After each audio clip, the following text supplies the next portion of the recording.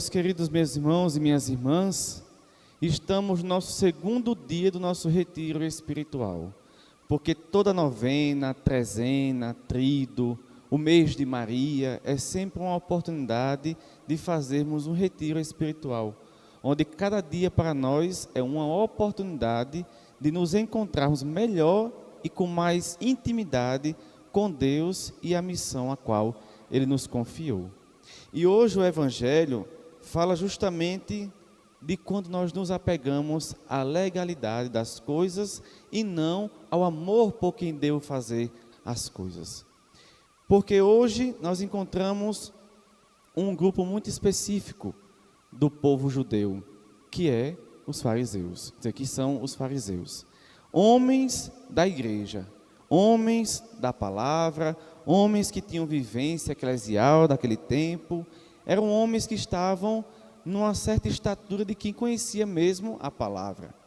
Mas veja como eram pessoas ainda ignorantes.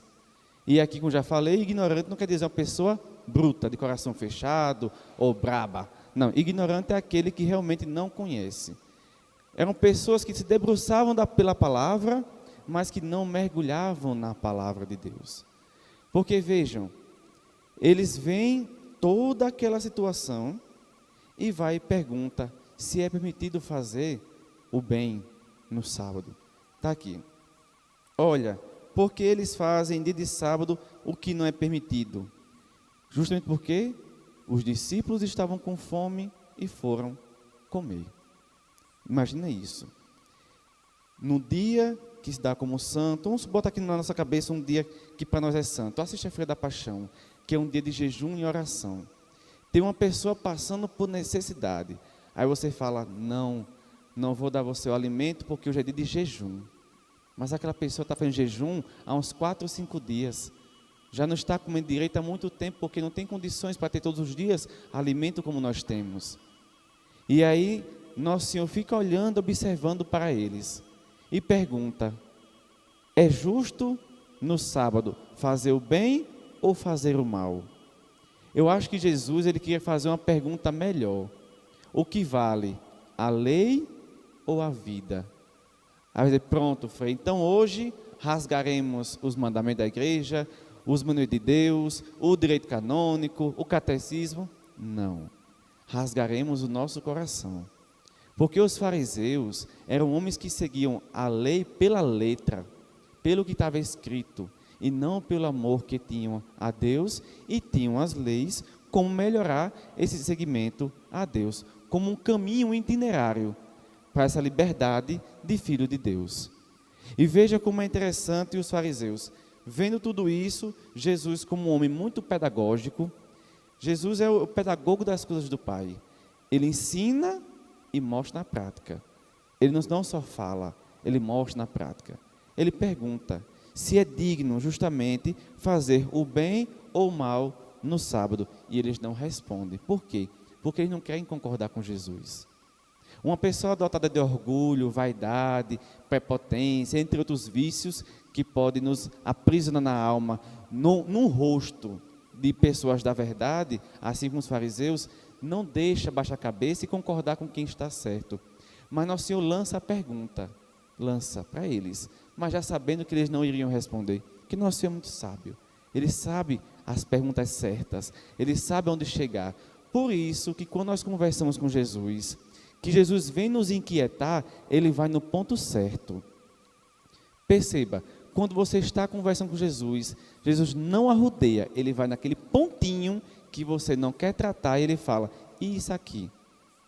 Ele vai lá no ponto-chave, vai naquele pontinho que você realmente precisa observar. E foi aí isso que Jesus fez com os fariseus, foi no legalismo deles, de seguir a lei pela lei.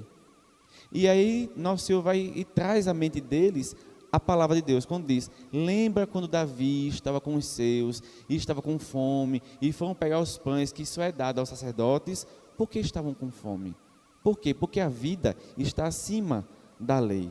Quando eu falo dos mandamentos, daquilo que nós seguimos na igreja, como itinerário, é saber que eu sigo os mandamentos da igreja, os mandamentos de Deus, o catecismo, o direito canônico, enfim, aquilo que para nós é regra de vida, nós seguimos não pela letra, pelo que está escrito.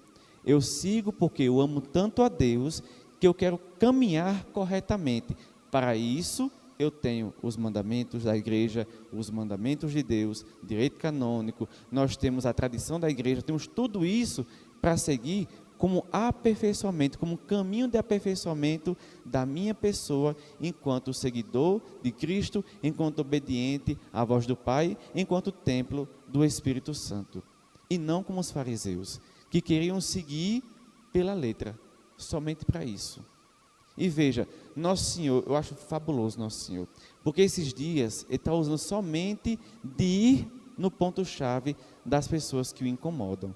E Ele chega hoje, traz o enfermo para o meio deles e diz: é permitido no sábado fazer o bem ou fazer o mal, salvar uma vida ou deixá-lo morrer.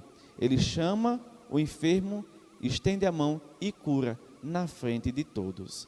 Quando eu falo que milagre é pouco para simbolizar aquilo que Jesus faz, e a palavra certa é como João usa, que é sinal, é nesses casos aqui.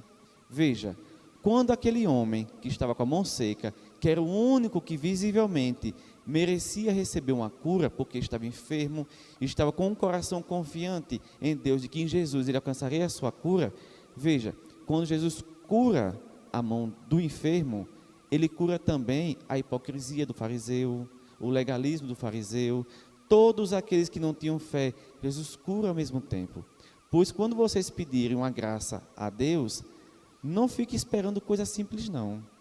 Jesus age no simples, mas é do simples que Ele faz o magnífico.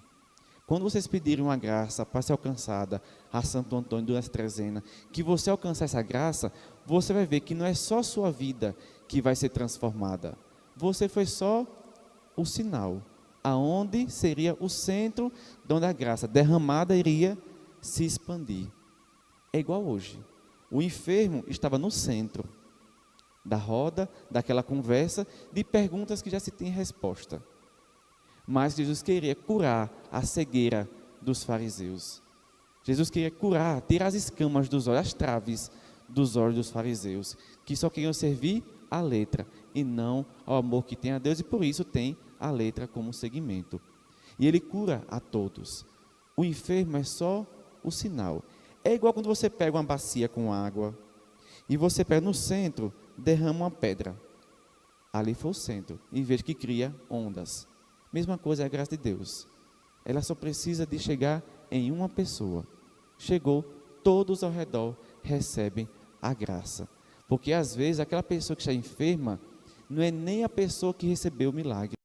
Às vezes o milagre é a pessoa incrédula dentro de casa, é a pessoa que estava com a fé fraca dentro de casa, e aquela pessoa foi só o sinal, foi só o destinatário para depois partilhar a graça que está em Deus. Por isso que eu digo, não esperem um ato magnífico, estupendo, espere o simples de Deus, porque é no simples que Ele faz o magnífico. Então, não façamos como os fariseus, que seguem as devoções, que seguem a palavra, que seguem as leis de Deus pela letra, mas que seguem pelo amor que tem a Deus, e este amor me indica um caminho. Como eu não sei caminhar, nem sei por onde, eu tenho os mandamentos, as leis, a doutrina, para saber que o meu chão tem que ser um chão firme. Tem que ser um chão onde vários santos caminharam, onde vários padres caminharam, onde a igreja começou e está até hoje, que é um chão firme, que é pautado justamente naquilo que a tradição da nossa igreja vem nos carregando até hoje. Louvado seja nosso Jesus Cristo. Para sempre seja louvado, e nossa Mãe Maria Santíssima.